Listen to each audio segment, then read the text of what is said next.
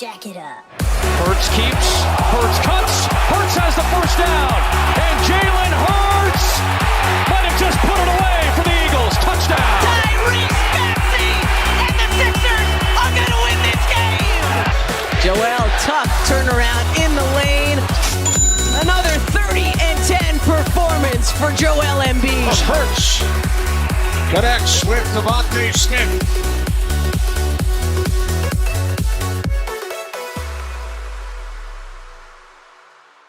Hello and welcome back to 215 Scoop Podcast.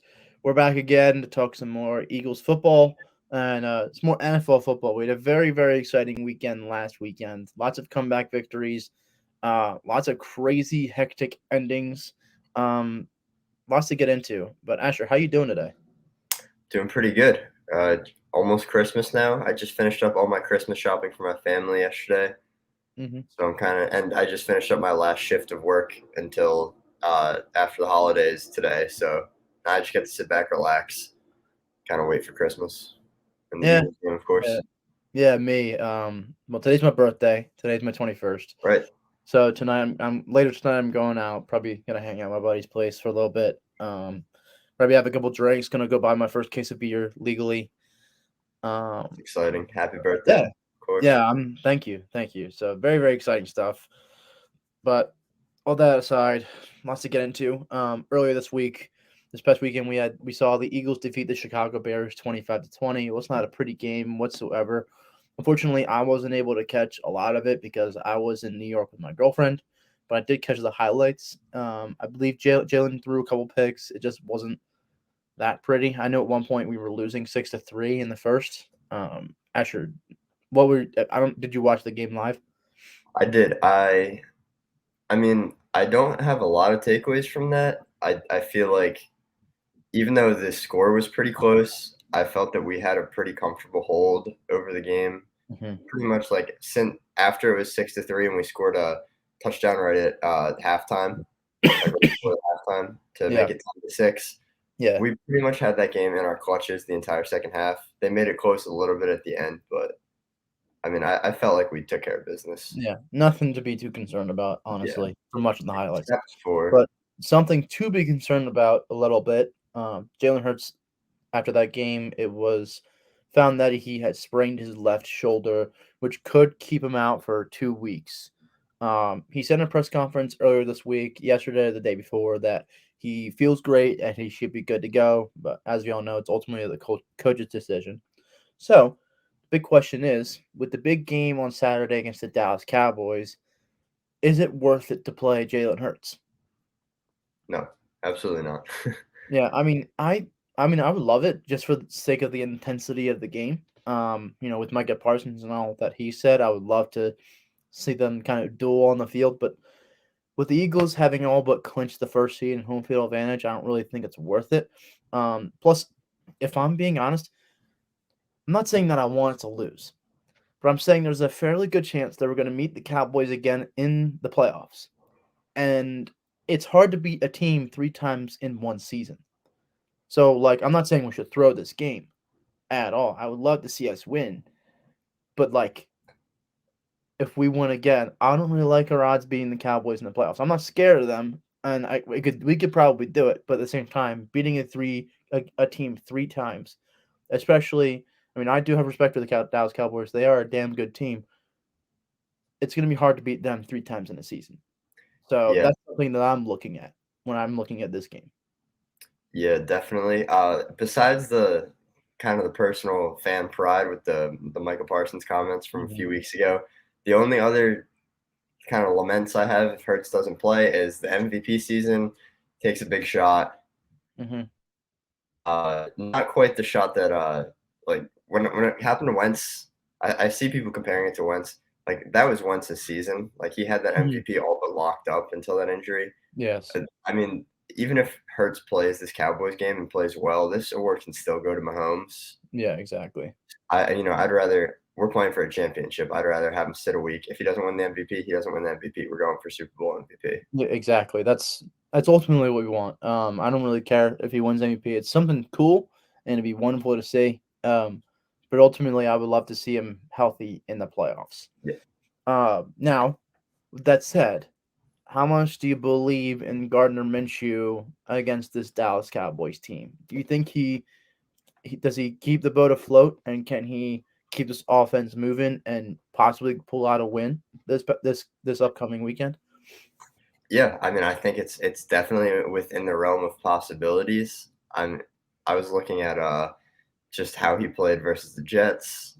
Mm-hmm. You know, he kind of slots in well to this offense, and Sirianni and Steichen were able to adjust the scheme pretty well for when he's in, like to what he can do compared to what Jalen can do. Mm-hmm. Obviously, a little bit different skill sets. But quick question for you: do you know what Gardner Minshew's touchdown interception ratio in the NFL to this point is? Oh God! Yeah, so Wait, he he started with started 20 total games with the Jaguars before he the came over. Jaguars. Yeah. I'm gonna guess with his career, he probably has something around probably like 20 touchdowns to like. I don't think he throws that many picks. I think it's probably like 20-6, maybe Okay. 20-7. All right. Do you want to hear what it actually is? What is it? 41-12. So, 4-to-1 touchdown to interception ratio, roughly. That not shabby at all. Oh, Definitely one of the most underrated and better backup quarterbacks in the NFL, and he wow. showed it last year. Wow.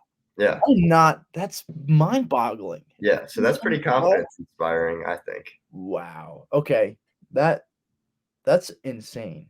Um, okay, that makes me feel a lot better. I mean, obviously we saw him last year and what he did last year when Hurts was out, but wow, Yeah, that's a mind-blowing fact, honestly. I wouldn't that's nothing definitely I a ever guy.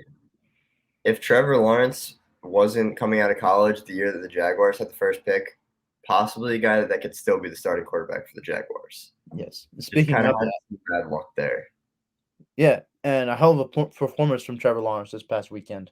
Yeah, And we will get to that later. But looking at this Dallas Cowboys game, obviously the Eagles have all but clinched the first seed. How significant is this game to you? Like, is it like, are you looking at it at a pride aspect? Like, do you really care if we win this game or not? Or is it like, let's just get through it and we just have to win one more and then that's all we want for the rest of the season? yeah. I mean, I don't. The most I want is I want to see us be competitive. Mm-hmm. We saw the Cowboys kind of stick with us when they had Cooper Rush in instead of Dak. I want to see us kind of do the same thing to them. Mm-hmm. Scare them a little bit, even if we end up losing by a touchdown or so. I just want to see us, give them a fight. Yeah. And after seeing that game this past weekend, the Cowboys, what a debacle that was on Sunday. They choked a 17-point lead to Trevor Lawrence and the Jacksonville Jaguars. That overtime game, I actually watched that at a Shake Shack in New York City. I watched overtime in a Shake Shack, and obviously there were a lot of Eagles fans in New York City, and Really? there were a lot of Giants fans, a lot of Jets fans, but there were a ton of Giants and Eagles fans in that restaurant, and everybody was watching, and everybody was like cheering when that pick six happened. Yeah. And I was just like, I was so stoked. I When the picked the Cowboys Cowboys in that game on my pick 'em, but like nothing beats than seeing the Cowboys lose. Nothing, Yeah, nothing at so all. much fun, especially in that fashion. Yes. It's totally embarrassing. Yeah, that Dak Prescott game-winning touchdown pass. Yeah, Dak Prescott, thank you so much for that. and it's worth noting that safety, Rayshon Jenkins, who took that pick to the house, 2 interceptions that game, along with 18 tackles. Yeah, he had a So, hell of a game. He got himself a game. yeah, And not very even good mention, stat line. you see that catch during that interception? I mean, like he reached down and it was like what, like 6 inches above the ground? Yeah, Crazy, crazy catch. I think it was all a ricochet off of it a was. tip, right? Oh, Really good awareness there, too. yeah, that's it. So after seeing the Dallas Cowboys this past weekend, that kind of debacle, and seeing how they broke down in Jacksonville, are you really scared of the Dallas Cowboys at this point? Like, is this the classic Dallas Cowboys that we've seen for the past 3 years, where they finish with 12 or 13 wins and then they just face plant at the end of the season or in the playoffs? They still do scare me. I mean, this is a team that those collapses obviously can happen, but this is also a team that just absolutely decimated the Minnesota Vikings who are an 11-win team and just had a really good comeback of their own. Like, this is a team that can be completely dominant at times. So definitely not a team that I want to see in the playoffs. As much as I want to beat them in the playoffs for the pride, that defense is still scary too. Yeah. I'm not. That game doesn't make me as scared as I was a week ago, or 2 weeks ago after the 54-19 wins over the Colts. Mm-hmm. I'm definitely less scared of the Dallas Cowboys now than I was a few weeks back. We'll see how it turns out when it comes playoff time. But like right now, we'll see on Saturday, what the Dallas Cowboys really have to bring to the table. I know Jalen Hurts is most likely not going to play. He did not practice again once today. Mm-hmm. So it's looking like Minshew Mania on Saturday. But we'll see. I honestly don't really know what to expect from the Cowboys anymore. I don't know if we're going to see the really dominant Cowboys or we're going to see, that little fluky Cowboys, the fluky Cowboys that we've kind of seen the past couple of weeks. So my head, I'm still trying to decide whether or not I should be scared. But you're right. You have a great point. They have a great defense, and they have a great resume, a better resume this year than they've had in past years. Yeah. So there's some reason to be scared of them. But I think the Eagles are just a better team. On the other hand, if they, after that loss to the Jaguars, they come in at home and lose to Gardner Minshew, time to hit the panic button in Dallas, which I would really love to see happen. Yeah, I would love to see all the Dallas Cowboys fans freaking out if they're talking all this garbage. They're saying they're gonna humble us and they're gonna take us down. I would love to see Gardner Minshew go into Jerry World and take them down. Yeah. That'd be the most hilarious thing in the world to me. And I would Christmas Eve. That'd be the best Christmas gift, honestly. Yeah. Agreed. Yeah. 4 touchdown Gardner Minshew performance. Yes, 4 touchdown. Gardner picks. Minshew, 4 touchdown, 400 yards. Yeah. AJ Brown 3 tutties. An absolute massacre of the Dallas Cowboys on Christmas Eve. But yeah, We'll see. Moving on, this weekend, like we said, big weekend of comebacks. Asher just mentioned the Colts just blew the biggest lead in NFL history. They led 33-0 at the half against the Vikings, and they wound up ultimately losing the game in overtime, 39-36. Now, that makes Matt Ryan the starting quarterback on the losing end of the 2 biggest comebacks in NFL history, the biggest comeback in Super Bowl history, and the biggest comeback in regular season history. I believe he's also on the losing end of the biggest comeback in NFC Championship history against the Niners the one year. I think I saw a meme about that, if I'm not mistaken. Yeah, I'm not exactly sure. But the pattern is Matt Ryan seems to be on the losing end of these big comebacks. Yeah. Now, of course, the question is it Matt Ryan or is it just bad luck? Does he just wind up on teams that have crappy coaching and crappy defense that kind of just choke the game away? Oh, there goes my light. Yeah, and it's a little bit of both. The Super Bowl was a combination of bad coaching and a Matt Ryan choke job for sure. Mm-hmm. This Colts one, not exactly the same. You don't expect Matt Ryan to, he's not the superstar he was. He's not the MVP that he was in that season that they lost the Super Bowl. Mm-hmm. And that lead was largely built up by the defense. There was that pick six. Yes. Another pick. Both of those picks on Jalen Reagor, side note, which was awesome to see. Mm-hmm. I love that he's still terrible and doesn't know how to run routes. His can't communicate with him.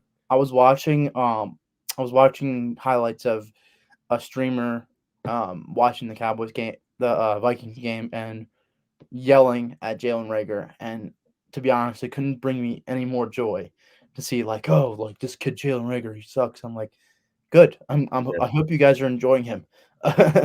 Yeah. They gave up. What did they give up for him? 5th, 6th round pick. I think they gave a 5th. Yeah. I think it was a 6th, but it was conditional. Okay, it could turn into a 5th. I think I'm not. I doubt he's playing well enough for it to turn into a 5th. We'll have to check up on that though. I don't know what his stats are this year, but I know it's not good. No. But yeah, but for me, I mean, even in a Colts game, he wasn't playing awfully. I think he threw for like 180 yards. I mean, it wasn't a great performance for him, but he didn't turn the ball over. He had one Mhm. fumble that was recovered by the Colts. But outside of that, I mean, he held onto the ball. He I mean, he did okay. But ultimately, I think that falls on Jeff Saturday, and it's Yep. really unfortunate because Jeff Saturday, he's got this great energy, and I think he definitely has the capability of building a really nice culture down in Indianapolis. But I mean, he absolutely choked that job. That I don't think he comes back next season. I think he finished out the season here, there in Indianapolis, but I don't think they bring him back after that. And it's really unfortunate, honestly.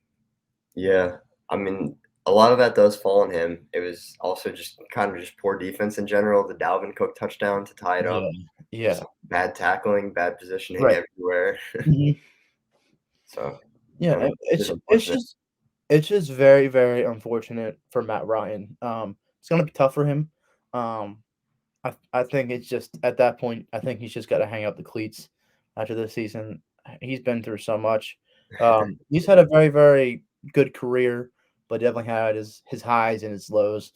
But I think it's time for him to hang up the cleats, and I just feel bad for the guy. Honestly, I think it's more bad luck than anything. Yeah, no, I definitely agree. It is. It takes a good amount of bad luck to face, Tom Brady in the Super Bowl, arguably the best Super Bowl performance of all time, Hmm. and then just have your defense completely collapse on you in this Vikings game. So, you could bet probably like 10 to 20% of those games can be pinned on him. Yeah, no, yeah, exactly. And yeah, I mean, even then, I think both of those comeback losses mainly were because of the coaching. Yeah. Like in the Super Bowl, in perfect example is there was a play where it was fourth down in field goal territory, but the Falcons decided to stay aggressive and they wanted to go for it, right? Or I'm sorry, I think it was third down, Mhm. uh, and they they got sacked and they were taken out of field goal range and they had to punt it, and that's when everything kind of shifted. They had the Yeah. chance to stay and just kick the field goal, but of course there was a sack, and then things just fell apart from there. So yeah, very, very unfortunate. But outside of that little sob story that is Matt Ryan and the Indianapolis Colts, we have many, many exciting games. This week we have several clinching scenarios around the league. Starting off in the AFC, we have the Baltimore Ravens. They have a very, very, very long list. There's 10 separate scenarios, most of which are really unlikely. So I'm just going to go through a couple. The number one scenario is a Ravens win, a Dolphins loss or tie, and a Patriots loss or tie. Second one is Ravens win, Dolphins loss or tie, and a Jets loss or tie. A Ravens win, a Patriots loss or tie, and a Jets loss or tie.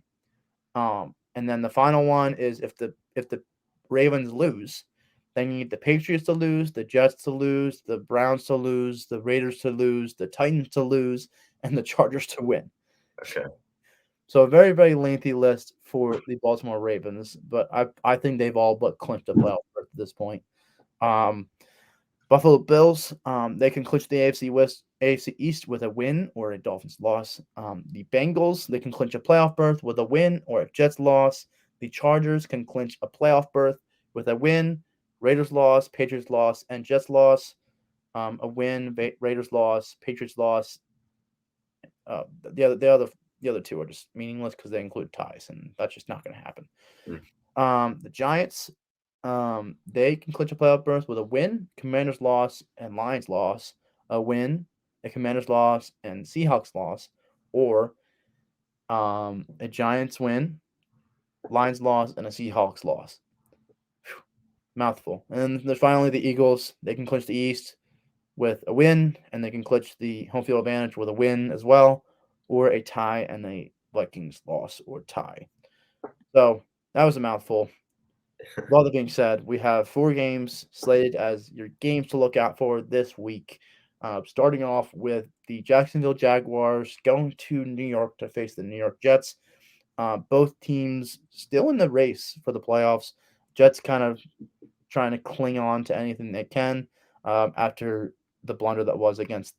They played the Lions last week, They right? did. They lost 20-17 against the Lions last week, so they're kind of they're desperate for a win, and the Jags are trying to stay alive in the AFC South with the Titans kind of slipping away. With 4 straight losses lately. So, Asher, when you look into this game, what are you kind of expecting here?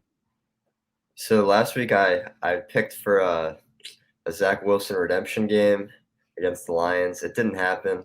I think I've given up faith at this point, Mm-hmm. and I'm just gonna play the momentum here. The Jaguars are, starting to really come into themselves. Trevor Lawrence is looking like the guy in Duval, and Zach Wilson is not the guy. And even if it's I don't know if Mike White is coming back this week. Trevor Lawrence is still just a much better quarterback, and that Jaguars team is just playing more confident than that Jets team. So I'm gonna take the Jaguars to cover this week. Yeah. By the way, the Jets are favored by 1.5 at home. Right. Asher, I absolutely agree with you. I think the Jags are really starting to find their identity. Whether they make it to the playoffs or not doesn't really matter. I think they have something great going for them going into next year. Yeah. I love Trevor Lawrence. I always believed in him. I'm a Clemson guy. I loved him from college. Always been a big fan. So I've been kind of sitting patiently, waiting for him to kind of blossom in the NFL. And sure enough, he's finally doing it. And I knew he would do it under Doug Peterson. So I like the Jags here. They're really coming on, and I couldn't be happier for them. Next game, we have the Cincinnati Bengals going to New England to face the Patriots, and the Bengals are favored by 3 on the road. Thoughts on this game, Asher? I'm going to take the away team to cover again here. It hurts. I think after the game that happened last week, there's so many interesting games that we didn't even get to talk about the Patriots-Raiders game. Yeah, But one of the craziest endings possibly ever in a game. Yeah. That was insane. The Patriots quite literally threw away that game. Like literally threw it away.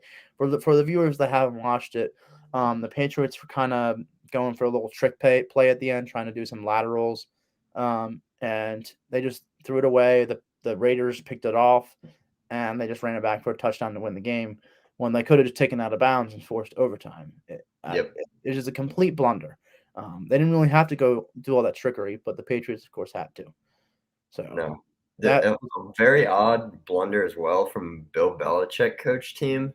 Yes. It's kind of like a rookie head coach mistake. Mm-hmm. And it hurts because if you've been following our pods, I'm kind of an honorary Patriots fan this year. And I think after that game, I'm going to have to renounce my honorary fanship and stick to the Eagles. Sorry, Mike, if you're listening out there. Yeah.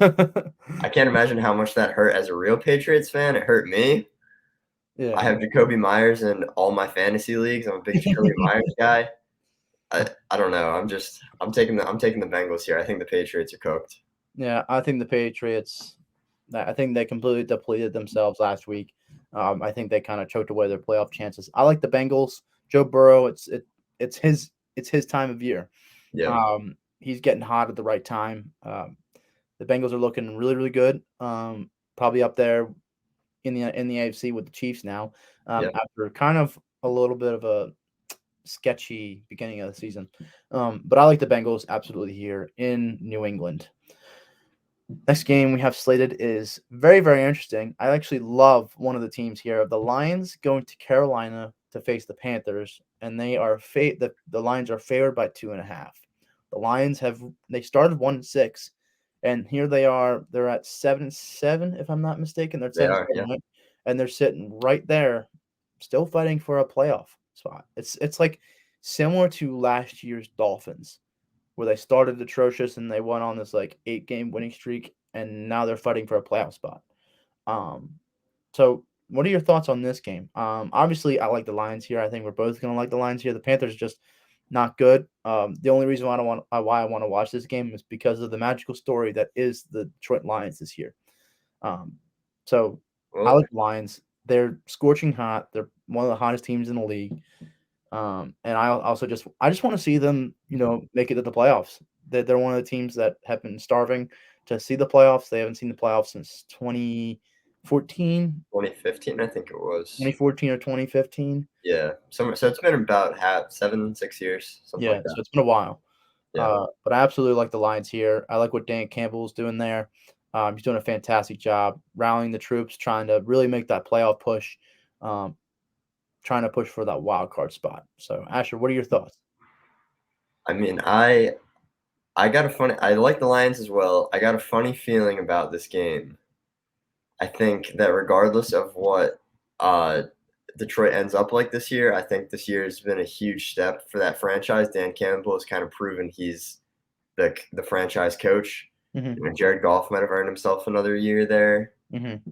but the Panthers have had some funny games this year. They've beaten the Buccaneers 21-3. They beat the Seahawks in a game that kind of flipped the Seahawks momentum around, where the Seahawks were looking like a sure shot for the playoffs, and now they're kind of floundering. I got a Carolina at home. I feel like they might play spoiler again, so I'm going to take them to cover. Really? Yeah. Okay. Interesting. just I would think that you would like the underdog story, and you're kind of liking the underdog. I guess it's the underdog story here, but Yeah. the Lions story. I'm kind of just falling in love with the Detroit Lions right now. I love the culture Dan Campbell's putting together down there. I think they have a very, very bright future. I think they're kind of making a name for themselves. Yeah. I agree. I think next year they probably bring in some big name free agents. They're showing the world that, people can buy into that culture and the team's going to flourish. I would love to see it happen this year. I don't necessarily know that it's going to be this year. Yeah, we'll see what happens. The final game we have slated as a game to watch this week, and for one reason and a couple reasons, but there's one reason I really want to focus on. It's the Chargers going to Indianapolis to play the Colts. The Chargers are favored by 4 on the road. Nick Foles has been named starter for the Colts for this game. And for that sole reason, I am going to be watching every single minute of this game because the Colts still have a chance to make the playoffs. Mm-hmm. And knowing Nick Foles, I want to see him somehow miraculously turn this around, turn this sinking ship, just reverse it. Because I think the scenario is the Colts had to win out, and both the Titans and the Jaguars had to lose out. I believe that's the scenario. I don't know. Or lose 2 of the last 3. So I think, the Jaguars can win 1 game. Yeah. And the Titans have to lose out. Yes. That's what it is. But that would be a hell of a story, wouldn't it? Yeah. Big Nick again. Yeah, back again. But this particular game, I'm feeling the magic, though. The Chargers, we've talked about the Chargers multiple times. We have picked against the Chargers a lot because they kind of are very inconsistent. Even in that game against the Titans, it kind of seemed like 2 teams that were playing to not lose instead of 2 teams that were playing to win. Justin Herbert threw 0 touchdowns and 2 picks, got me knocked out of my fantasy playoffs. So I'm still kind of mad at him for that. And I love it. I love Nick Foles, so for that reason, I'm taking the Colts this game. I agree with you, honestly. After the absolute blunder, I think they're due to kind of come back from that. It's definitely a huge blow. It's got to be an ego. It's got to dip their ego. But they got Nick Foles leading them now. So, anything can happen. And, of course, the Chargers right now are sitting with a 93% chance to make the playoffs. But they're the Chargers. So, we can't really trust them, especially this late in the season, to kind of pull it out and, make the playoffs. So I absolutely agree. I like the Colts here. I like Nick. I love to see Nick Foles kind of succeed, have some more magic in him, bring another team back to life when their playoff hopes are pretty much all but dead. But yeah, so that should wrap it up. So keep an eye on those 4 games: Jaguars, Jets, Bengals, Patriots, Lions, Panthers, and Chargers, Colts. Those 4 games. Definitely really interesting. Of course, outside of the Eagles-Cowboys game. So hope you guys have a very Merry Christmas and a happy holidays. And we will see you one more time before the new year. Other than that, stay safe, stay warm, enjoy your company, tell your loved ones you love them, everything. And yeah. Any last? No, go Birds. Sixers play on Christmas as well. Sixers play the Knicks. We haven't been talking about them a lot just because the Eagles are so interesting and this season just kind of feels so magical. Yes. And, the Sixers have been dealing with a lot of injuries, and really the NBA season doesn't ramp up until February. So, we'll be getting some Sixers content to you guys at some point. Don't worry. Don't worry about it. So thank you guys for listening. Make sure to subscribe down below. Hit the notification bell. The merch should be in our bio. Click the link there. All of our socials are right down below Asher's face at 215 Scoop PSM. That is only on Instagram and on Twitter. On TikTok, it's just 215 Scoop. But thank you guys for listening and tuning in, and have a Merry Christmas. And go Birds.